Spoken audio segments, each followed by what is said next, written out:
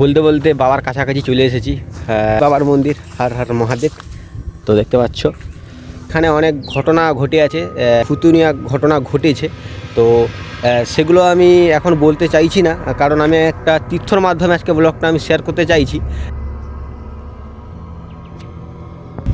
So hey guys, শুভ সকালবেলা। এখন সকালবেলাটাই ভুল, এখন 10:30 মতন বেজে গেছে ঘড়ির কাঁটায় অলমোস্ট।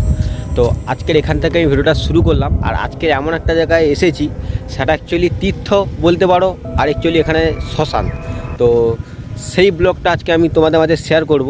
তো চলো সামনের দিকে এগিয়ে যাই, আর তোমাদের মাঝে আমার কন্টেন্টের মাধ্যমে ভিডিওটা শেয়ার করি। আর তোমরা লাস্ট ডে ফার্স্ট অবধি জুড়ে থাকো। আশা করি অন্য ভিডিওর থেকে এই ব্লগের মাধ্যমে তোমরা আনন্দ পাবে, এনজয় পাবে। তো চলো আজকে ভিডিওটা শুরু করা যাক। তাহলে আমার ইন্ট্রো দিয়ে আজকে ভিডিওটা শুরু করা যাক। আমি শান্তনু, তোমরা দেখছো শান্তনু ব্লগ। এইটা হলো সেই জায়গা। আজকে তোমরা জানো আজকে ফার্স্ট সোমবার রয়েছে। তো আজকের এই জায়গায় আর কিছুক্ষণের মধ্যে, কিছুক্ষণ বলাটা ভুল, 4টে বা 3টের মধ্যে ভক্তদের এখানে ভিড় শুরু হয়ে যাবে। তো তোমরা বলতে পারো এখানে কেন ভক্ত হবে, তো তোমাদেরকে দেখাই। তো একটু গিয়ে, তো এখানে আছে হর হর মহাদেব।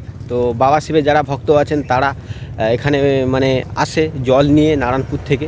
তো ওখানে দেখতে পাচ্ছ বাবা শিবের মূর্তি বা মানে মন্দির রয়েছে। তো চলো কাছাকাছি গিয়ে দেখাচ্ছি তোমাদের। বলতে বলতে বাবার কাছাকাছি চলে এসেছি, মহাদেবের কাছে। আর ওখান থেকে সেখান থেকে এলাম। আর এইটা অ্যাকচুয়ালি জঙ্গল চারিদিকে। আর এইটা হলো সেই বাবার মন্দির, হর হর মহাদেব। তো দেখতে পাচ্ছ ডালা ফালা মানে সকাল থেকে দিয়ে গেছে ভক্তরা।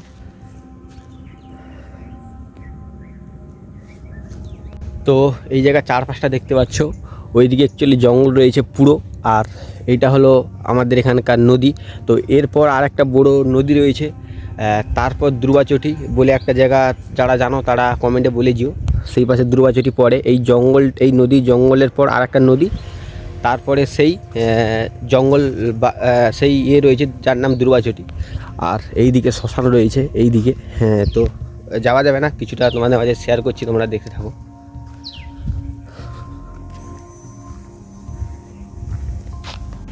তো গাইস এইটা অ্যাকচুয়ালি একটা ঘাট। তো আগে এই ঘাটে অনেক মানে ট্রলার বা জাল ট্রলার বলতে পারো সবাই এসে এখানে ঠেকাতো।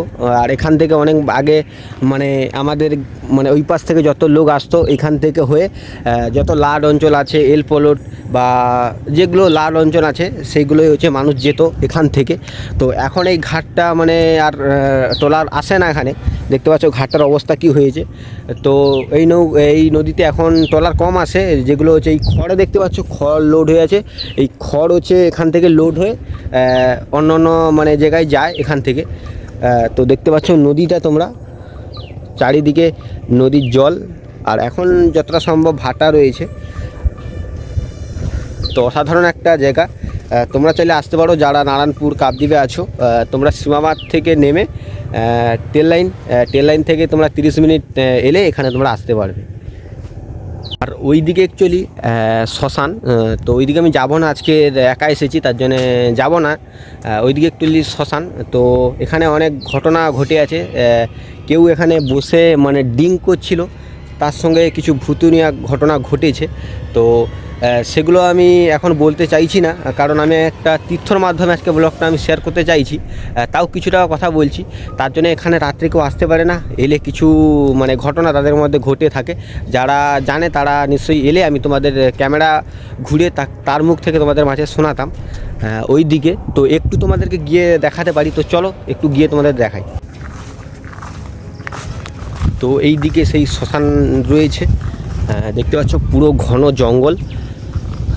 তো জঙ্গল বলা মানে ভুল হয়ে যাবে, জঙ্গলটাও একটু মানে ফাঁকা থাকে। এখানে এতটা ঘনতা মানে উপরে সূর্যকেও নিচে ফোকাস মানে দিচ্ছে না এই রকম। তো দেখতে পাচ্ছ আর বেশিটা যাব না, কারণ ভয় লাগছে, একা আছি সেইটাই। চলো অনেকটা এগিয়ে এসেছি সেখান থেকে। তো আবার রিটার্ন যাই হর হর মহাদেব বা মহাদেবের কাছে। তো চলো। ওই জায়গাটা দেখতে পাচ্ছ কতটা মানে সুন্দর, বা এখানে এলে তোমরা কতটা সুন্দর উপভোগ করতে পারবে। তো ওই দিকে সবাই মানে ঘুরতে যায়। তো ওই দিকে একটা পার্ক টাইপের আছে। তো ওই জঙ্গলের কিছুটা দূরে গেলে। তো এখন নদী বাঁধে কাজ চলছে, তার জন্য আমি যেতে পারবো না। আর এই জায়গাটা দেখতে পাচ্ছ, মানে ভক্তরা এসে এমনিতে দেখতে পাচ্ছ অনেক ফলমূল বা বাবাকে পুজো দিয়ে গেছে, তো দেখতে পাচ্ছ। তো আবার কিছুক্ষণের মধ্যে এখানে ভিড় শুরু হয়ে যাবে এই রাস্তার মধ্যে। তো আজকের ব্লগটা এখানেই শেষ করলাম। তো এই ব্লগটা আমার আজকে সোমবার হচ্ছে, কালকে মঙ্গলবার, কালকেই আপলোড হবে। কারণ একটা জিনিস, আজকে যদি আমি আপলোড করতে যাই তো অনেকটা দেরি হয়ে যাবে, তার জন্য আমি কালকেরই আপলোড দেবো। আর তোমরা কমেন্টে বলে যেও আজকে ব্লগটা কেমন হয়েছে বা এখানে কেমন তোমাদেরকে দেখাতে পারলাম, তোমরা নিশ্চয়ই কমেন্টে বলে যেও। আর ততক্ষণ ভালো থাকো, আবার নতুন কোনো ভিডিওর খুব শীঘ্রই আসবে।